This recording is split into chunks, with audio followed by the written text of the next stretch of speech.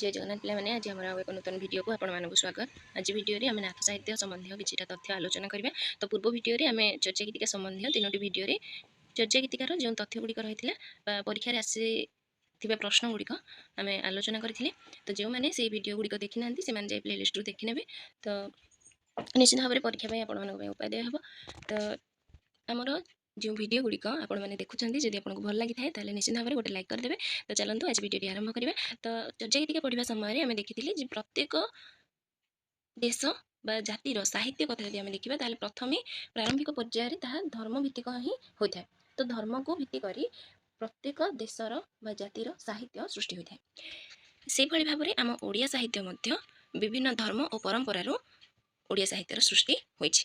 तो बौद्ध धर्म को अवलंबन करी चर्चा साहित्य सृष्टि होइथिबा बेले जोग को अवलंबन करी आमर नाथ धर्म सृष्टि होइछि। तो से नाथ धर्मरू नाथ जोगी माने जो साहित्य सृष्टि करथिले ताहाको नाथ साहित्य बोली कहा जाउछि। तो नाथ धर्म होउछि गोटे जोग भित्तिक धर्म।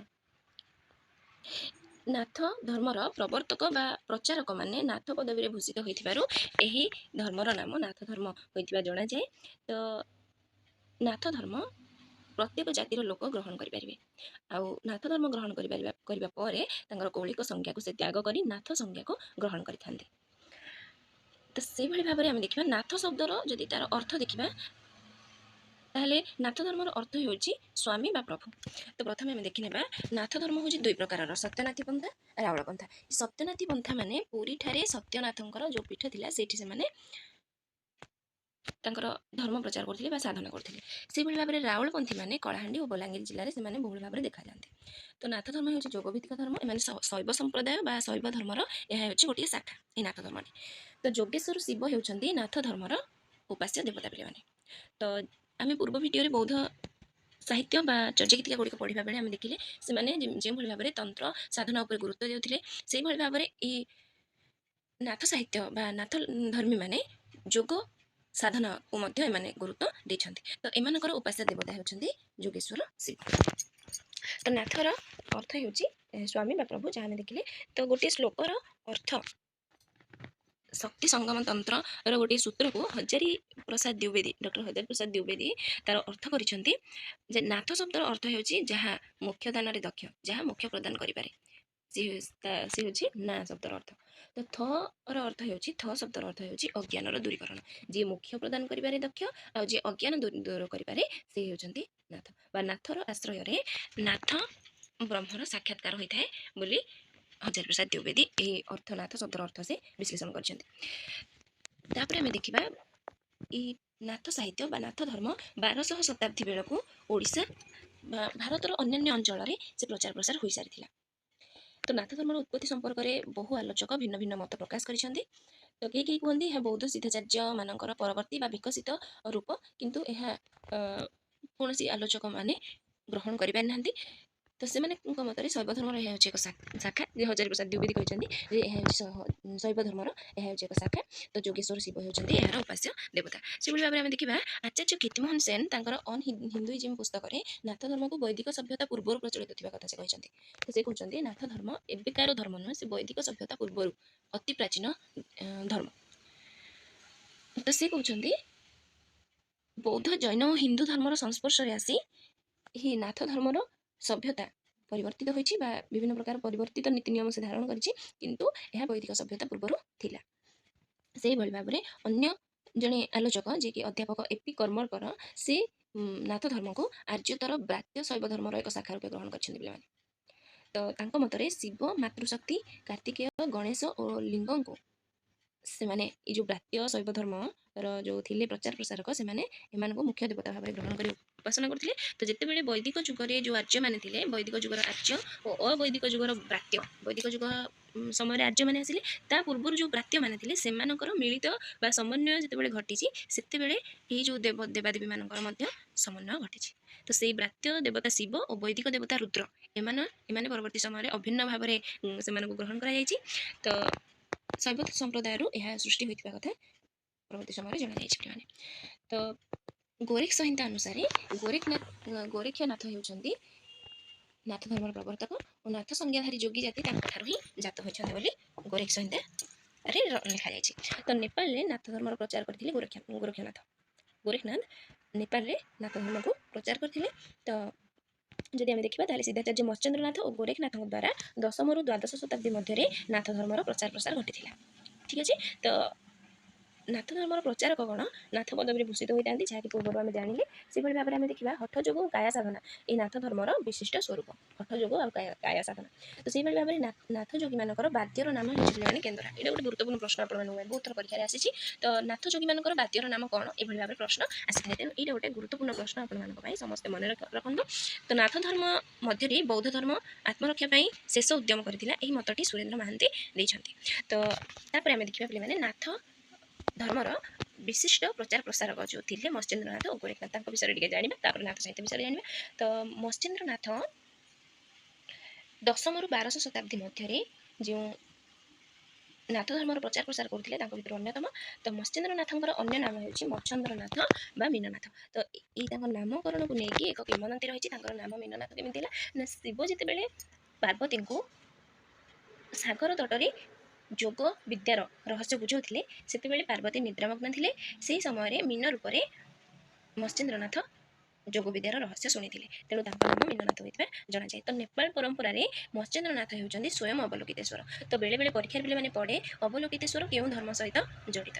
ତ ବେଳେବେଳେ ଆମେ କନଫ୍ୟୁଜ୍ ହୋଇଥାନ୍ତି। ତ କୋଶ୍ଚିନ୍ ଏମିତି ଆସେ, ବୌଦ୍ଧନାଥ ଅପସନ୍ ମଧ୍ୟ ଥାଏ। ତେଣୁ ଦୁଇଟି ଯାକ ତ ଆମେ କହିପାରିବାନି କେଉଁଟା ଭୁଲ ଆନ୍ସର୍ ବୋଲି। ତ ଏଇଠି ଯେହେତୁ ମତ୍ସ୍ୟେନ୍ଦ୍ରନାଥ ସ୍ୱୟଂ ଅବଲୋକିତେଶ୍ୱର ବୋଲି କୁହାଯାଇଛି, ଚର୍ଯ୍ୟାଗୀତିକା ପଢ଼ିବା ସମୟରେ ମଧ୍ୟ ଆମେ ଦେଖିଲେ ସେଥିରେ ମଧ୍ୟ ଅବଲୋକିତେଶ୍ୱର ନାମ ରହିଛି। ତେଣୁ ଅପସନ୍ ଦେଖିକି ଆପଣମାନେ ଠିକ୍ ଉତ୍ତରଟି ଚୟନ କରିବେ। ତ ନେପାଳର କିମ୍ବଦନ୍ତୀ ଅନୁସାରେ ରାଜା ନଗେନ୍ଦ୍ର ଦେବଙ୍କ ସମୟରେ ସେଠାରେ ବର୍ଷା ହେଉନଥିଲା। ତେଣୁ ଗୁରୁ ବୁଦ୍ଧ ଦତ୍ତଙ୍କ ନିର୍ଦ୍ଦେଶ କ୍ରମେ ଅବଲୋକିତେଶ୍ୱର ମନ୍ତ୍ର ଜପ କଲେ, ତାପରେ ବର୍ଷା ହୋଇଥିଲା। ସେହିଦିନ ଠାରୁ ନେପାଳରେ ପ୍ରତିବର୍ଷ ମତ୍ସ୍ୟେନ୍ଦ୍ରନାଥଙ୍କର ରଥଯାତ୍ରା ଉତ୍ସବ ପାଳିତ ହେଉଛି। ତ ସେହି ଅନୁସାରେ ଆପଣମାନେ ଏହାକୁ ମନେ ରଖିବେ। ତ ମତ୍ସ୍ୟେନ୍ଦ୍ରନାଥ ସ୍ୱୟଂ ଅବଲୋକିତେଶ୍ୱର। ତ ନେପାଳ ତାପରେ ଦେଖିବା ତାରାନାଥଙ୍କ ବିବରଣୀ ଅନୁସାରେ ମୀନନାଥ ବା ମତ୍ସ୍ୟେନ୍ଦ୍ରନାଥ ମତ୍ସ୍ୟଜୀବୀ ବା କୈବର୍ତ୍ତ ଥିଲେ, ସେଥିପାଇଁ ତାଙ୍କର ଏଭଳି ନାମକରଣ ହୋଇଥିବା କଥା ସେ କହିଛନ୍ତି। ଦୋଳ ଗୋବିନ୍ଦ ଶାସ୍ତ୍ରୀ କହିଛନ୍ତି ମତ୍ସ୍ୟେନ୍ଦ୍ରନାଥ ଥିଲେ ଓଡ଼ିଶାର। ତ ଏଇଭଳି ପ୍ରଶ୍ନ ବେଳେବେଳେ ଆସେ, କିଏ ମତ୍ସ୍ୟେନ୍ଦ୍ରନାଥଙ୍କୁ ଓଡ଼ିଶାବାସୀ ବୋଲି ମତ ଦେଇଥିଲେ? ତ ଦୋଳ ଗୋବିନ୍ଦ ଶାସ୍ତ୍ରୀ। ତାପରେ ଆମେ ଦେଖିବା ଗୋରେଖନାଥଙ୍କ ବିଷୟରେ ଆମେ ଜାଣିବା। ତ ଗୋରେଖନାଥ ହେଉଛନ୍ତି ମତ୍ସ୍ୟେନ୍ଦ୍ରନାଥଙ୍କ ଶିଷ୍ୟ। ମତ୍ସ୍ୟେନ୍ଦ୍ରନାଥଙ୍କ ଶିଷ୍ୟ ହେଉଛନ୍ତି ଗୋରେଖନାଥ। ଅଲୌକିକ ବିଭୂତିର ଅଧିକାରୀ ହୋଇଥିବାରୁ ସେ ହେଉଛନ୍ତି ପ୍ରଥମ ନାଥ ସିଦ୍ଧ ଭାବରେ ତାଙ୍କୁ ଗ୍ରହଣ କରାଯାଏ। ନେପାଳରେ ସେ ନେପାଳ ସିଦ୍ଧ ନାମରେ ପରିଚିତ। ଗୋରେଖନାଥ ତାଙ୍କ ଦ୍ୱାରା ରଚିତ ସିଦ୍ଧ ସିଦ୍ଧାନ୍ତ ପଦ୍ଧତି, ଯାହାକି ସଂସ୍କୃତର ଗ୍ରନ୍ଥ, ଶିଶୁବେଦ, ଏ ଦୁଇଟି ହେଉଛି ନାଥ ଧର୍ମ ବିଷୟକ ଗ୍ରନ୍ଥ। ତ ଦୋଳ ଗୋବିନ୍ଦ ଶାସ୍ତ୍ରୀ କହିଛନ୍ତି ଗୋରେଖନାଥ କଳିଙ୍ଗ ସୀମା ପରିସରଭୁକ୍ତ ଗୋଦାବରୀ ନଦୀ ତଟବର୍ତ୍ତୀ ଚନ୍ଦ୍ରଗିରିଠାରେ ଜନ୍ମଗ୍ରହଣ କରିଥିଲେ 9ମ ଶତାବ୍ଦୀର ଶେଷ ଭାଗରେ। ତ ଏଭଳି ଭାବରେ ମତ ସେ ଦେଇଛନ୍ତି। ତ ନାଥ ସାହିତ୍ୟ ଦେଖିବା। ତ ପ୍ରଥମରୁ ମୁଁ କହି ରଖିଛି ଯେ ସବୁ ସାହିତ୍ୟ ଧର୍ମକୁ ଅବଲମ୍ବନ କରି ସୃଷ୍ଟି ହୋଇଛି। ତ ସେଇଭଳି ଭାବରେ ଓଡ଼ିଆ ସାହିତ୍ୟର ପ୍ରାରମ୍ଭିକ ପର୍ଯ୍ୟାୟରେ ଆମେ ଦେଖିବା ସାହିତ୍ୟ ଧର୍ମ ଓ ପରମ୍ପରାକୁ ଅବଲମ୍ବନ କରି ସୃଷ୍ଟି ହୋଇଥିଲା। ତ ନାଥ ସାହିତ୍ୟ ଭାରତୀୟ ସଂସ୍କୃତି ଓ ସାହିତ୍ୟକୁ ନାଥ ଧର୍ମ ମଧ୍ୟ ବା ନାଥ ସାହିତ୍ୟ ମଧ୍ୟ ତାର ଅବଦାନ ରହିଛି ନାଥ ସାହିତ୍ୟର, ନାଥ ଧର୍ମର। ତ ଦେଖିବା ଆମେ ନାଥ ଧର୍ମ ଓ ଦର୍ଶନ ଦ୍ୱାରା ସାରଳା ସାହିତ୍ୟ ଓ ପଞ୍ଚସଖା ସାହିତ୍ୟ ବିଶେଷ ଭାବରେ ପ୍ରଭାବିତ ହୋଇଛନ୍ତି। ତ ନାଥ ଧର୍ମକୁ ଅବଲମ୍ବନ କରି ବହୁତ କମ୍ ପୁସ୍ତକ ରଚନା ହୋଇଛି। ତେଣୁ ସେଗୁଡ଼ିକ ଆମେ ଦେଖିବା କ'ଣ କେଉଁ କେଉଁ ପୁସ୍ତକ ସବୁ ଅଦ୍ୟାବଧି ଲୋକଲୋଚନକୁ ଆସିଛି ନାଥ ଧର୍ମ ସମ୍ବନ୍ଧୀୟ ପୁସ୍ତକ। ତ ସେଥିମଧ୍ୟରେ ଆମେ ଦେଖିବା ଶିଶୁବେଦ। ଏହା ହେଉଛି ଯୋଗଭିତ୍ତିକ ନାଥ ଧର୍ମର ପ୍ରଥମ ଗ୍ରନ୍ଥ। ତାର ରଚୟିତା ହେଉଛନ୍ତି ଗୋରେଖନାଥ। ଏହାର ଭଣିତାରୁ ଜଣାଯାଏ ରଚୟିତାଙ୍କ ନାମ।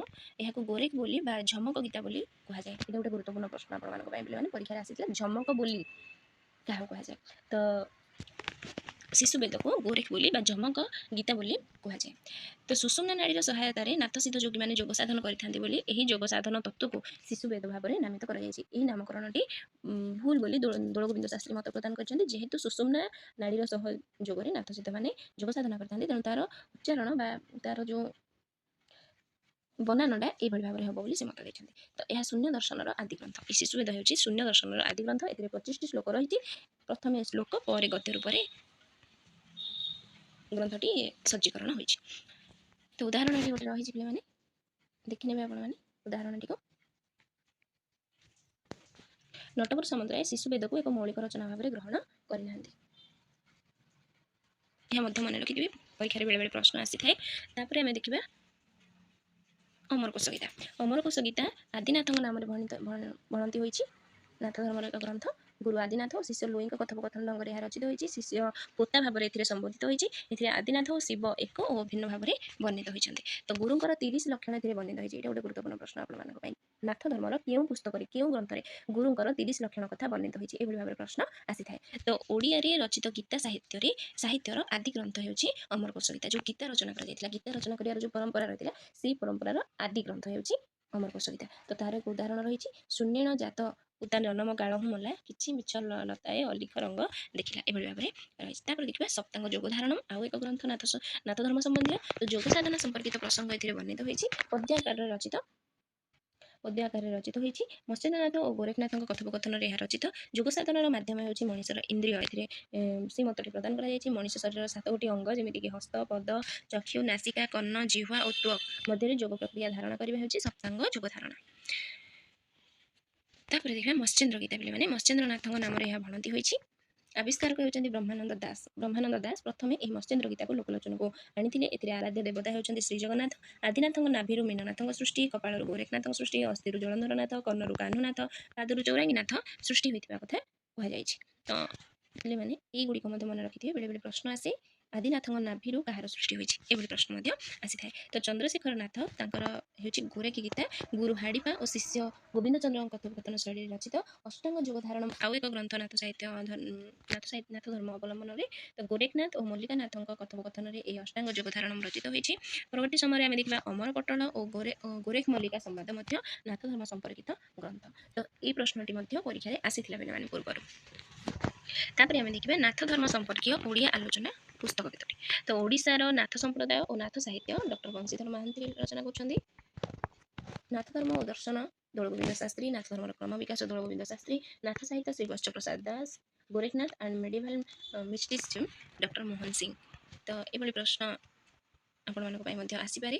ଏହି ପୁସ୍ତକଟି କିଏ ରଚନା କରିଛନ୍ତି? ତାପରେ ଆମେ ଦେଖିବା ବୁଦ୍ଧଙ୍କ ସମ୍ବନ୍ଧୀୟ କେତେଟା ପୁସ୍ତକ ଏଠାରେ ଦିଆଯାଇଛି, ପରୀକ୍ଷାରେ ଆସିଥାଏ।